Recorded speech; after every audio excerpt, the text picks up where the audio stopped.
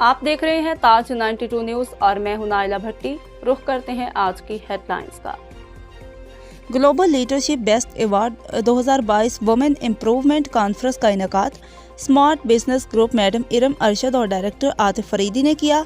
तकरीब में Kokab Iqbal chairman consumer association Pakistan, Junaid Rahman सदर rotary club, Sarfaraz Ahmed Khan Salman food, Shahid Qureshi knowledge world, Sab Dost foundation chairman Ali Mohammad Siddiqui, Javed Iqbal Khan standard food, chef Munisa, Syed Shahid Ali Hashmi, Mohammad Azam Khan, सबी अर्श हसन, अजहर फरीदी और दीगर मुअज़्ज़ज़ीन की शिरकत।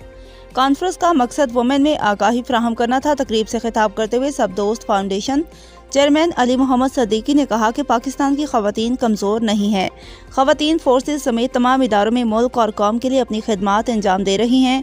अगर हिम्मत और हौसले से काम लिया जाए और मेहनत की जाए तो माशरे में एक बेहतरीन मुकाम हासिल किया जा सकता है। तकरीब के अख्ताम पर चेयरमैन सब दोस्त फाउंडेशन चेयरमैन अली मोहम्मद सदीकी ने मुल्क और कौम की सलामती और तरक्की के लिए दुआएं की गई।